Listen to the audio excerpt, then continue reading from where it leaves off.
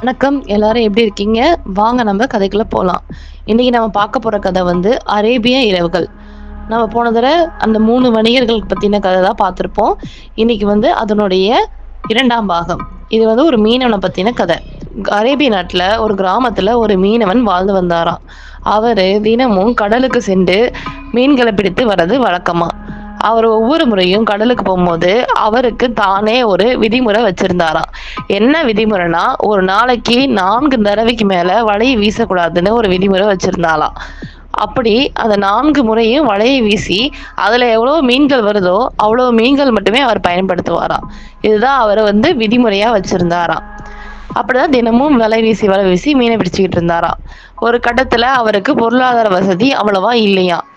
அவர் எவ்வளவோ நொடிஞ்சு போயிருந்தாலுமே அவருடைய கொள்கைய அவர் மாத்திக்கவே இல்லையாம். அப்படிதான் அன்னைக்கு ஒரு நாள் கடலுக்கு போய் வலைய வீசினாராம். வலைய வீசினோடனே முதல்ல ஒரு இறந்து போன கழுதை கிடைச்சிச்சான். அதை தூக்கி போட்டாராம். 2வது தடவை வீசினாராம். ஒன்றும் இல்லாத ஒரு பித்தளை குடம் தான் கிடைச்சிச்சான். அதையும் தூக்கி போட்டாராம். 3வது தடவை வலைய வீசினாராம்.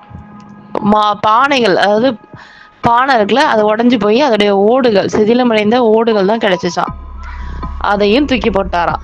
அப்புறம் 4வதா வலைய வீசினாராம். இதுதான் கடைசி தர, இதுலயாவது உருப்படியா ஏதாவது கிடைக்கணும்னு சொல்லி வேண்டிக்கிட்டே போட்டாராம். அதுல ஒரு சொம்பு கிடைச்சிச்சான். அந்த சொம்பு வந்து பித்தளை சொம்பு, அதுல மூடி போட்டு இருந்துச்சான். அதை எடுத்து என்ன இருக்கும் அந்த மூடிக்குள்ளன்னு ஆர்வமா பார்க்கலான்னு கரைக்கு கொண்டு வந்து வச்சு அந்த மூடியை திறந்தாராம். இந்த மூடியை திறந்தது தானா, அதுல இருந்து புகை குபு குபு குபுன்னு வானத்து வரைக்கும் பரவிருச்சான். அந்த வானத்து வரைக்கும் புகை பரவி அந்த வானத்துல இருந்து புகையெல்லாம் கலைஞ்சதுக்கு அப்புறம் ஒரு பெரிய பூதம் இருந்துச்சான். அந்த பூதத்தை பார்த்த உடனே மீனவருக்கு வாயே பேச வரலையாம். என்னென்னமோ கேட்க வாய் எடுத்தாரா, ஆனா வாயே பேச முடியலையாம். அப்புறம் அந்த பூதம் பொறுமையா மீனவனை பார்த்து சிரிச்சுச்சான். கொஞ்சம் தைரியத்தை வர வச்சுக்கிட்டு மீனவர் கேட்டாராம், நீ இந்த ஜாடிகளை என்ன பண்ற அப்படின்ட்டு. அதுக்கு அந்த பூதம் சொன்னிச்சான், மன்னர் ஜெயினை எதிர்த்து நிறைய பூதங்களை புரட்சி பண்ணுச்சு. அப்ப எல்லாருமே வந்து ஜாடிக்குள்ள அடைக்கப்பட்டோம். என்னையும் அந்த அந்த மன்னன் ஒரு சொம்புல அடைச்சு என்னை வந்து தூக்கி கடல்ல போட்டாரு அப்படின்னு சொன்னிச்சான். எனக்கு கடல்ல போட்டு பல 100 வருடங்கள் ஆகுது. 100 வருடத்துல என்னை யாராவது விடுதலை பண்ணா அவங்களுக்கு நான் பொன் பொருள் வசதியெல்லாம் கொடுக்கலான்னு யோசிச்சு வச்சிருந்தேன். ஆனா என்னை யாரும் வந்து விடுதலையே பண்ணல. சரி, அடுத்த 100 ஆண்டுகளுக்குள்ள என்னை யாராவது விடுதலை பண்ணாங்கன்னா அவங்களுக்கு நிறைய வசதி வாய்ப்பு அளிக்கிறதா முடிவு பண்ணியிருந்தேன். ஆனா அப்பையும் என்ன அவங்க வந்து விடுதலை பண்ணல. சரி, அடுத்த 3வது நூற்றாண்டுலயாவது நம்மளை யாராவது விடுதலை பண்ணுவாங்களா? அப்படி விடுதலை பண்ணா அவங்கள இந்த நாட்டுக்கே அரசனாக்கி தினமும் 3 வரங்கள் வந்து கேட்கலாம் அப்படின்னு சொல்லி வரம் கொடுக்கலான்னு முடிவு பண்ணியிருந்தேன். ஆனா அப்பையும் யாரும் வரல. பல நூற்றாண்டுகளா என்னை யாரும் விடுதலை பண்ணல. அதனால எனக்கு ரொம்ப கோபம் வந்துருச்சு. சரி, அடுத்த 100 ஆண்டுகளுக்குள்ள என்னை யாராவது விடுதலை பண்ணா அவங்கள கொன்றலான்னு நான் முடிவு பண்ணியிருந்தேன். அப்படிதான் நீ எனக்கு வந்து கிடைச்சிருக்க. என்னை நீ விடுதலை பண்ணிட்ட, அதனால நான் அவனை கொல்ல போறேன். இதுதான் நடக்க போகுது அப்படின்னு அந்த பூதம் சொன்னிச்சான்.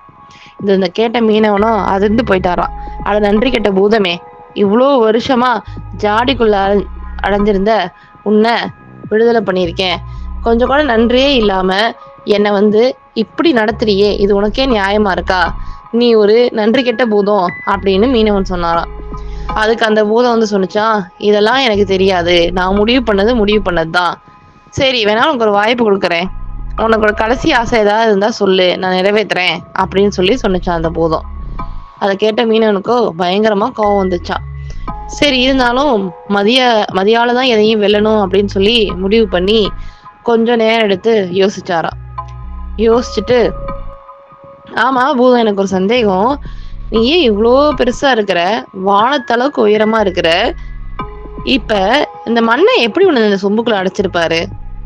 உண்மையா அடைச்சாரா இல்ல நீ பொய் சொல்றியா அப்படின்னு சொல்லி அந்த மீனவர் கேட்டாரா. அதை கேட்ட பூதம், என்னை பத்தி என்ன நினைச்ச? நான் சொல்றதெல்லாம் உண்மைதான் அப்படின்னு சொன்னிச்சான். அப்புறம் எப்படி அடைச்சாங்கன்னு சொல்லு அப்படின்னு சொல்லி அந்த மீனவன் கேட்டாராம். உடனே அந்த பூதம் இப்படிதான் அப்படின்னு சொல்லி மறுபடியும் அந்த சொம்புக்குள்ள போய் அடைஞ்சு காட்டுச்சான். அந்த பூதம் சொம்புக்குள்ள போன உடனே கொஞ்சம் கூட நேரம் செலவழிக்காம அந்த மீனவன் சொம்ப மூடிட்டாராம். இப்ப அந்த பூதம் உள்ள போயிடுச்சு. உள்ள போன பூதத்தை பார்த்து மீனவன் சொன்னாராம், நன்றி கெட்ட பூதமே, உன்னை விடுவிச்சதுக்கு என்ன பாராட்டாம நீ இப்படி எனக்கு மரண தண்டனை கொடுக்குற, இது உனக்கு வேணும் தான், இன்னும் எத்தனை வருஷம் ஆனாலும் நீ உள்ளே கடை அப்படின்னு சொல்லி சொன்னாராம். உடனே அந்த பூதம் கண்ணீர் விட்டு கதறி அழுதுச்சான். மீனவரே மீனவரே, நான் தெரியாம பண்ணிட்டேன், இந்த ஒரு தடவை என்னை மன்னிச்சு தயவு செஞ்சு பெரிய மனசு பண்ணி என்னை திறந்து விடுங்க அப்படின்னு சொல்லி சொன்னுச்சான். அந்த மீனவர் மனசு இறங்கலையாம். என்ன சொன்னாரா, பூதமே உன்னை நான் திறந்து விட்டேன்னா கிரேக்க அரசன் தன்னுடைய வைத்தியரை கொன்னதுக்கு எப்படி தப்பு பண்ணாரோ அந்த மாதிரி நானும் உன்னை விடுவிச்சு நன்றி கெட்டதா. இந்த பூதம் கண்ணீர் விட்டு கதறி அழுதுச்சான். என்னை மன்னிச்சிடு என்னை மன்னிச்சிடுன்னு. பூதமே, உன்னை நான் மன்னிக்கிறது கிரேக்க மன்னன் அவனுடைய வைத்தியனை கொன்னதுக்கு சமம், அதனால கண்டிப்பா நான் உன்னை மன்னிக்க மாட்டேன் அப்படின்னு சொல்லி சொன்னிச்சான். கிரேக்க மன்னனோட கதை என்ன, அவன் எப்படி நடந்துக்கிட்டான் அப்படின்னு சொல்லி சொல்ல, நான் கேட்கறேன் அப்படின்னு சொல்லி அந்த பூதம் சொன்னிச்சான். இப்ப மீனவனும் கிரேக்க மன்னனுடைய கதைய சொல்ல ஆரம்பிச்சாராம். ஒரு காலத்துல பாரசீக நாட்டை யூனான் அப்படின்ற மன்னன் வந்து ஆண்டு வந்தாராம். அந்த மன்னனுக்கு ஒரு நாள் தீராத தொழுநோய் ஏற்பட்டுச்சான். அந்த நோய் நாளுக்கு நாள் கடுமையாயிட்டே வந்துச்சான். அவரும் உலகத்துல பல மருத்துவர்களை சென்று பார்த்துமே எந்த மருத்துவரையும் அந்த நோயை குணப்படுத்த முடியலையா. ஆனால யூனானுக்கு ரொம்ப கவலையாயிருச்சான், மனவேதனையும் அதிகமாயிருச்சான். இந்த நோயை யார் தீர்த்து வச்சாலும் அவங்களுக்கு பொன்னையும் பொருளையும் பரிசாக அளிக்கிறதா விளம்பரப்படுத்தினாராம். அப்பதான் தூபான் அப்படின்னு சொல்லிட்டு ஒரு மருத்துவர் அரசவைக்கு வந்தாராம். வந்து யூனான் மன்னரை சந்திச்சாராம். சந்திச்சுட்டு நிறைய மூலிகைகளை பத்தியும் அதன் மூலம் குணப்படுத்தக்கூடிய சிகிச்சையை பத்தியும் அந்த வழிமுறைகளை பத்தியும் விளக்கம் சொன்னாராம். அப்புறம் தூபான் மன்னன் வந்து என்ன சொன்னாரா, பல மருத்துவர்களும் இந்த நோயை குணப்படுத்த பல முறை முயற்சி செஞ்சுட்டாங்க, ஆனா யாராலையும் குணப்படுத்த முடியல, நீங்க குணப்படுத்தி கொடுத்தீங்கன்னா எனக்கு ரொம்ப சந்தோஷம் அப்படின்னு சொன்னாங்களாம். அப்ப வந்து அந்த மருத்துவர் சொன்னாரா, பரவாயில்ல மன்னரே, நான் உங்களுக்கு குணப்படுத்துறேன் அப்படின்னு சொல்லிட்டு மருத்துவர் வீட்டுக்கு போனாராம். வீட்டுக்கு போயிட்டு போலோ கிளப் அப்படின்னு சொல்லுவாங்கல்ல, அந்த ஒரு விளையாட்டு கருவி, அதை வந்து தயாரிச்சாராம். தயாரிச்சுட்டு நடுவுல ஒரு வெற்றிடம் வச்சு அந்த வெற்றிடத்துல பல மூலிகைகளை நிரப்பினாராம்.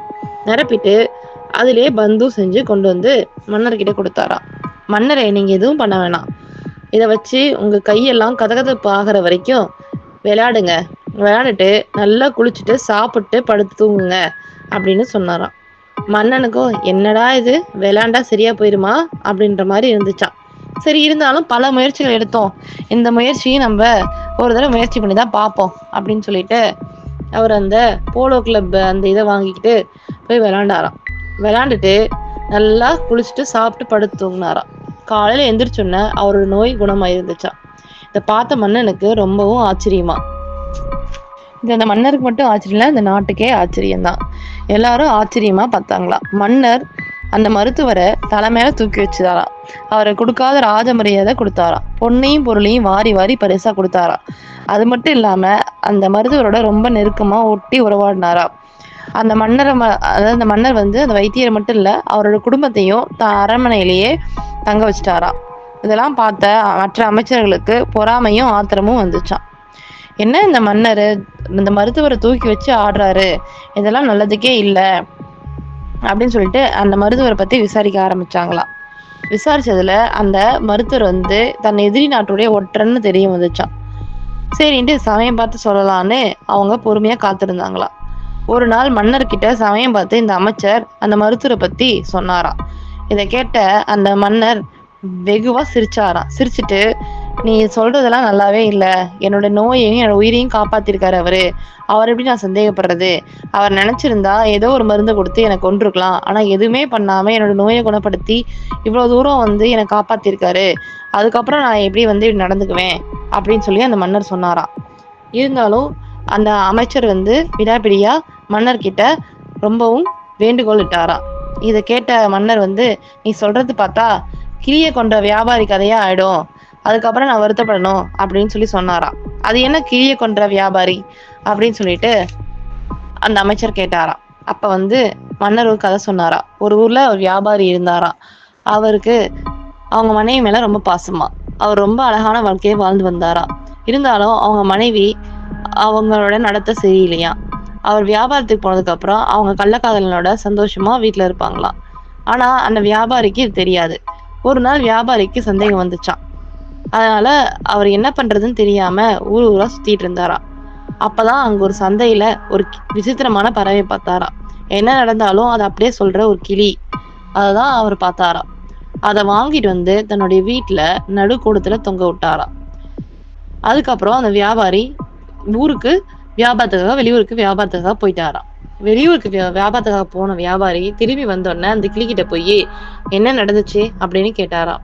அந்த கிளி தன் மனைவி, அதாவது அவருடைய மனைவி கள்ளக்காதலனோட சந்தோஷமா இருந்தது, அந்த என்னென்ன பண்ணாங்க 2 பேரும் அப்படின்றது முதற்கொண்டு எல்லாமே சொல்லிருச்சான். இதை கேட்ட வியாபாரிக்கு அவங்க மனைவி மேல மிகுந்த ஆத்திரம் வந்துச்சான். அவரு அவங்க மனைவியை போட்டு அடின்னு அடிச்சுட்டாராம். இதை கேட்ட அவங்க மனைவிக்கு ரொம்ப கோபம் வந்துச்சான் அந்த கிளி மேல. அந்த கிளியை எப்படியாவது பழி வாங்கணும்னு நினைச்சாங்களாம். அங்கதான் அவங்களுடைய புத்தியை பயன்படுத்தினாங்களாம். அவங்க தன்னுடைய 3 வேலையாட்களையும் கூப்பிட்டு அவங்களுக்கு ஒரு வேலை கொடுத்தாங்களாம். ஒரு வேலையாள் கிட்ட கண்ணாடியை கொடுத்து, இதை கொண்டு போய் நீ வெயில்ல 3 தடவை பளிச்சுன்னு தெரியுற மாதிரி இந்த கிளியோட முகத்துல அடி அப்படின்னு சொன்னாங்களாம். அப்புறம் இன்னொரு வேலைக்காரியை கூப்பிட்டு, நீ இது மாவாட்டு, ஆனா அந்த மாவாட்டுற இயந்திரம் வந்து அந்த கிளிக்கு தெரியக்கூடாது, மறைவா வச்சு ஆட்டு அப்படின்னு சொன்னாங்களாம். அப்புறம் இன்னொரு வேலைக்காரியை கூப்பிட்டு, நீ தண்ணிய அந்த கிளியோட கூண்டுக்கு மேல மட்டும் படுற மாதிரி தெளி அப்படின்னு சொல்லி சொன்னாங்களாம். இது எல்லாமே அந்த வேலைக்காரிங்க செஞ்சாங்களாம். அந்த வியாபாரி வியாபாரத்துல இருந்து வீட்டுக்கு வந்தாராம். வந்து எப்பயும் போல கிளியை கூப்பிட்டு இன்னைக்கு என்ன நடந்துச்சு அப்படின்னு கேட்டாராம். இன்னைக்கு பளிச்சுன்னு மின்னல் வந்துச்சு, இடி இடிச்சு, அப்புறம் மழை பெஞ்சிச்சு அப்படின்னு அந்த கிளி சொன்னிச்சான். அது ஒரு வெய்ய காலம், அன்னைக்கு மழையும் பெய்யல, இடி இடிக்கல அப்படின்னு அந்த வியாபாரி யோசிச்சாராம். அதே மாதிரிதானே இந்த கிளி தன் மனைவியை பத்தி தப்பா சொல்லியிருக்கோம் அப்படின்னு ஒரு கோவம் வந்துச்சான். வந்த கோவத்துல அந்த கிளிய தரையா அடிச்சு கொன்னுட்டாராம். அதுக்கப்புறம் அந்த வியாபாரி வெளியூருக்கு போயிட்டாராம். வெளியூருக்கு போயிட்டு வரும்போது பார்த்தா அவங்க மனைவியும் கள்ளக்காதலனும் ஒன்னா வீட்டுல இருந்தாங்களாம். இதை பார்த்தா வியாபாரிக்கும் வந்து அவங்க 2 பேத்தையும் கொன்னுட்டாராம். அதுக்கப்புறம் தான் பண்ண முட்டாள்தனத்தை நினைச்சு அவரு கண்ணீர் விட்டு கதறினாராம். அந்த மாதிரிதான் நீ சொல்றது செஞ்சா ஆகும் அப்படின்னு சொன்னாராம் மன்னர். அதுக்கு அமைச்சரோ, நீங்க சொல்றது சிந்துபாத் மன்னன் அவருடைய அமைச்சர்களை கொல்ற கதை மாதிரி இருக்கு. என்ன சொல்ற, சிந்துபாத் மன்னன் ஏன் அவங்க அமைச்சரை கொல்லணும் அப்படின்னு சொல்லி மன்னர் கேட்டாரா. சொல்றேன் மன்னா அப்படின்னு சொல்லிட்டு அமைச்சர் கதை சொல்ல ஆரம்பிச்சாராம். சிந்துபாத் மன்னனுக்கு ஒரு மகன் இருந்தாராம். அந்த இளவரசனுக்கு தனியாக காட்டுல வந்து வேட்டைக்கு போகணும்னு ரொம்ப நாளா ஆசையா.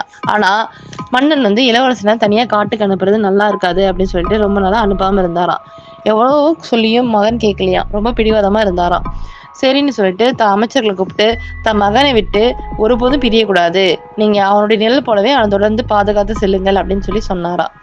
அந்த அமைச்சர்களும் தொடர்ந்து சென்றாங்களாம். அப்ப இளவரசர் ஒரு மானை பார்த்துட்டு அதை பிடிக்கிறதுக்காக பின்னாடி இறங்கி போனாராம். அப்ப பின்னாடியே தான் அமைச்சர்களும் வருவாங்கன்னு நினைச்சுக்கிட்டு ரொம்ப தூரம் போயிட்டாராம். ரொம்ப தூரம் போனதுக்கு அப்புறம் தான் அந்த இளவரசனுக்கு தெரிஞ்சுச்சான் தான் அமைச்சர்கள் தன்னை பின்தொடரல அப்படின்னு சொல்லிட்டு. அப்பதான் இளவரசன் வீடு திரும்பலாம் அப்படின்னு சொல்லிட்டு அந்த குதிரையை தேடிட்டு குதிரையை கண்டுபிடிச்சு திரும்பும் போது ஒரு அழகான பெண் நின்றுட்டு இருந்தாராம். என்ன, யாரு நீங்க, ஆள் அறவுமே இல்லாத காட்டுக்குள்ள தனியா நிக்கிறீங்க அப்படின்னு சொல்லி கேட்டாராம். அதுக்கு அந்த பெண் சொன்னாலாம், நானும் ராஜகுமாரி தான், நான் என்னுடைய பரிவாரங்களோட இந்த காட்டுக்குள்ள போயிட்டு இருந்தேன். அப்ப நான் தூக்கத்துல சொக்கி விழுந்தேன். அப்ப நான் பல்லாக்குல இருந்து கீழே விழுந்துட்டேன். இதை கூட கவனிக்காம என்னுடைய பரிவாரங்கள் என்னை விட்டுட்டு போயிட்டாங்க அப்படின்னு சொன்னாலாம். சரி, நீங்க எந்த நாட்டை சேர்ந்தவங்கன்னு கேட்டாங்களாம். அந்த பெண்ணும் தன்னோட நாட்டை சொன்னாலாம். அப்ப சரி வாங்க, உங்களை கொண்டு போய் உங்க நாட்டிலேயே விட்டுறேன், நானும் சிந்துபாத் மன்னனுடைய இளவரசன் தான் அப்படின்னு சொல்லிட்டு அந்த பெண்ணை கூப்பிட்டுக்கிட்டு வந்தாராம். அப்ப அவர் அரண்மனை நோக்கி போகும்போது ஒரு பாழடைஞ்ச மண்டபம் இருந்துச்சான். அப்ப சிந்துபாத் வந்து இதுல கொஞ்சம் ஓய்வு எடுத்துட்டு போலாமா அப்படின்னு அந்த பெண்ணை பார்த்து கேட்டாராம். அந்த பெண்ணும் சரின்னு சொன்னாராம். சிரிச்சுக்கிட்டே அவ ஒரு மாதிரி சரி அப்படின்னு சொன்னது சிந்துபாத் மன்னனுடைய இளவரசனுக்கு ரொம்பவும் சந்தேகமா இருந்துச்சான். சரின்னு சொல்லிட்டு அந்த இளவரசனும் அந்த பாழடைஞ்ச மண்டபத்துக்குள்ள போனாராம். அப்ப அந்த பெண் வந்து அந்த இளவரசனை வெளியே இருக்க மாதிரி சொல்லிட்டு உள்ள போனாங்களாம். இது அந்த இளவரசனுக்கு சரியா படலையா. இந்த பெண் ஏதோ நம்மளை செய்யறா, நம்மளை மயக்கறா அப்படின்ற மாதிரி அந்த இளவரசனுக்கு தோணுச்சான். சரின்னு இளவரசனும் பின்னாடியே பார்த்தாரா. அந்த பெண் உள்ள போனோன்னே ஒரு பூதமா மாறினாலாம். சுத்தி நிறைய குட்டி பூதங்கள் அவகிட்ட வந்துச்சான். அம்மா அம்மா, இன்னைக்கு சாப்பிட எங்களுக்கு என்ன கொண்டு வந்திருக்க அப்படின்னு கேட்டுச்சான். இன்னைக்கு கொளுத்த ஒரு அழகான இளைஞனை கொண்டு வந்திருக்கேன் அப்படின்னு சொல்லி அவளும் சொன்னாலாம். உடனே அந்த இளவரசன் தப்பித்தோம் பிழைச்சோன்னு தன் குதிரையை எடுத்துக்கிட்டு நாட்டை நோக்கி வந்தாராம். வந்துட்டு நடந்ததை தாம் அப்பா கிட்ட சொன்னாராம். இதை கேட்ட சிந்துபாத் மன்னனும் தான் அமைச்சர்கள் மேல இருக்கிற தப்பு அப்படின்னு சொல்லிட்டு அவங்களுக்கு மரண தண்டனை கொடுத்துட்டாராம். இதை கேட்ட மன்னருக்கு கொஞ்சம் மனசு மாறி இருந்துச்சான். சரி, இருந்தாலும் நீங்க தூபான் மேல பழி போடுறது சரியில்லை அப்படின்னு சொல்லி சொன்னாராம். இருந்தாலும் உங்களுடைய நலன் விரும்பி மன்னரே, நாங்க என்னைக்கும் உங்களுக்கு கெட்டது நினைக்க மாட்டோம், தயவு செஞ்சு எங்களை நம்புங்க, அவர் எப்ப வேணாலும் உங்களை கொல்ல வரலாம், ஏதோ ஒரு வித்த பண்றாரு, உங்களை மயக்கிறாரு அந்த பெண் மாதிரியே அப்படின்னு சொல்லி மன்னரோட மனசை கழிச்சிட்டாங்களாம். மன்னரும் தூபானுக்கு மரண தண்டனை அளிக்கிறதுக்கு ஒத்துக்கிட்டாராம். அப்ப அந்த மன்னன் தூபானுக்கு மரண தண்டனை கொடுக்கறதுக்காக தான் அமைச்சரவைக்கு கொண்டு வர சொன்னாராம். அந்த தூபான், மன்னரே இப்படி நன்றி கெட்டத்தனமா இருக்கிறீங்க, உங்களுக்கு நான் எவ்வளவோ செஞ்சு உங்களோட நோயை குணப்படுத்தினேன், யாராலையும் குணப்படுத்தாத உங்க நோயை குணப்படுத்தி இன்னைக்கு நான் உங்களுக்கு உயிர் கொடுத்துருக்கேன், ஆனா கொஞ்சம் கூட நன்றியே இல்லாம இப்படி கொல்றீங்களே, இது உங்களுக்கே நல்லா இருக்கா அப்படின்னு சொல்லிட்டு அந்த மருத்துவர் கேட்டாராம். ஆனா மன்னன், நீ என்னுடைய எதிரி நாட்டுடைய ஒற்றன், உன்னை எப்படி நான் மன்னிச்சிட முடியும், நீ என்ன சூழ்ச்சி செய்யறதுக்காக இங்க வந்திருக்கியோ அப்படின்னு சொல்லி சொன்னாராம். இதை கேட்ட தூபான் சிரிச்சுட்டு, சரி, எனக்கு கடைசியா ஒரே ஒரு ஆசை, அதை நிறைவேற்றணும் அப்படின்னு சொல்லி சொன்னாராம். என்ன அப்படின்னு சொல்லி மன்னர் கேட்டாராம். நான் வீட்டுக்கு போயிட்டு என்னுடைய பல மருத்துவ நூல்களை எடுத்துட்டு வந்து உங்ககிட்ட கொடுக்குறேன், அதை நீங்க உங்களுடைய மருத்துவ குறிப்பீட்டுல வச்சுக்கோங்க அப்படின்னு சொன்னாராம். சரின்னு மன்னரும் அனுமதி கொடுத்தாராம். தூபானும் வேகமா வீட்டுக்கு போய் அங்க இருந்த ஒரு ஓலைச்சுவடியை எடுத்துக்கிட்டு வந்தாராம். வந்துட்டு மன்னன்கிட்ட கொடுத்துட்டு, என்னை கொன்னதுக்கு அப்புறம் என்னோட தலையை வெட்டி ஒரு தங்கத்தட்டுல உங்க சிம்மாசனத்துக்கு முன்னாடி வச்சிருங்க, வச்சுட்டு இந்த ஓலைச்சுவடியில இருக்கிற 4வது பக்கத்தை படிங்க, அப்ப என் தலை உங்ககிட்ட பேசும் அப்படின்னு சொன்னாராம். சரின்னு சொல்லிட்டு மன்னனும் அதே மாதிரி செஞ்சாராம். மரண தண்டனை தூபானுக்கு கொடுக்கப்பட்டதாம். தூபானுடைய தலையை வெட்டி அதை ஒரு தட்டுல வச்சாங்களாம். வச்சுட்டு மன்னர் முன்னாடி வச்சுட்டாங்களாம். இப்ப மன்னர் சிம்மாசனத்துல உட்காந்துட்டு இருக்கும்போது தூபானுடைய தலை அவருக்கு எதிரில் இருந்துச்சான். மன்னர் அந்த ஓலைச்சுவடியை பிரிக்க பார்த்தாராம். எவ்வளவோ முயன்றும் பிரிக்க முடியலையா. ஒட்டி இருந்துதான் ஓலைச்சுவடி. மன்னர் தன் நாவால எச்சில் தொட்டு தன் விரலை வச்சு ஒவ்வொரு ஓலைச்சுவடியா பிரிச்சாராம். அப்படி அவர் பிரிச்சு 4வது ஓலைச்சுவடி, அதாவது 4வது பக்கத்துக்கு வந்தாராம். 4வது பக்கத்துல ஒண்ணுமே இல்லையா. என்ன இதுல ஒண்ணுமே இல்லை அப்படின்னு சொன்னாராம். சொன்னதை கேட்டதுமே அந்த தலை பேசிச்சான். மன்னா, தலை பேசுறதை பார்த்து மன்னர் மட்டும் இல்ல, அங்க இருக்கிற எல்லாருமே ஆச்சரியப்பட்டாங்களாம். இன்னும் பல பக்கங்களை புரட்டுங்கன்னு சொல்லி சொன்னிச்சான் அந்த தலை. அப்புறம் அவரும் ஓலைச்சுவடிய தன் நாவால எச்சில் தொட்டு தன் விரல்களை நாக்களை வச்சு எச்சில் தொட்டு பிரிச்சு ஒட்டியிருந்த பக்கங்கள்லாம் எடுத்தாரா. முழுவதுமா அந்த புரட்டி முடிச்சுட்டு இதுல ஒண்ணுமே இல்லையே அப்படின்னு சொல்லி சொன்னாரா. அதுக்கு அந்த தூபான் மருத்துவர் சொன்னாரா, அதாவது அவருடைய தலை வெட்டப்பட்டிருக்கு, அந்த தலை தான் அவர்கிட்ட பேசுது. அந்த தலை சொன்னுச்சான், மன்னரே, உன் நோயை குணப்படுத்தினேன், ஆனா நன்றி கெட்டத்தனமா என்னை நீ கொன்னுட்ட, அதுக்கான தண்டனை நீ இப்ப அனுபவிக்க போற. இது சாதாரண ஓலைச்சுவடி கிடையாது, இதுல விஷந்தடைய இருக்கு, கொடிய நஞ்சு தடவப்பட்ட ஓலைச்சுவடி. இந்த ஓலைச்சுவடிய நீ ஒவ்வொரு தடையும் உன் நாக்கால தொட்டு நீ திருப்பும் போது அந்த உமிழ்நீர்ல விஷம் கலந்து இந்நேரம் உன் உடம்பு முழுவதும் பரவி இருக்கும், நீ இப்ப இறக்க போற அப்படின்னு சொல்லி சொன்னாராம். அது சொன்னதுதான் தாமதம் அரசருடைய உயிர் பிரிஞ்சுச்சான் அப்படின்னு இந்த கதைய அந்த மீனவர் பூதத்துக்கிட்ட சொல்லி முடிச்சாராம். அந்த பூதமோ, சரி மீனவனே, என்னை மன்னிச்சிரு, நான் பண்ண தப்புதான், என்னை தொடர்ந்தினா இன்னொரு அப்படி பண்ண மாட்டேன், இது சத்தியம் சத்தியம் அப்படின்னு சொன்னிச்சான். அதை நம்பி அந்த மீனவரும் அந்த பூதத்தை தொடர்ந்து விட்டாராம். வெளியில வந்த பூதம் மீனவருக்கு ஒரு ஏரியை காட்டுச்சான். இந்த ஏரியில நிறைய வண்ண மீன்கள் இருக்கு, இது தினமும் நீ பிடிச்சு கொண்டு போய் மன்னன் கிட்ட கொடுக்கலாம், ஆனா ஒரு நாளைக்கு ஒரு தடவை தான் வலை வீசணும்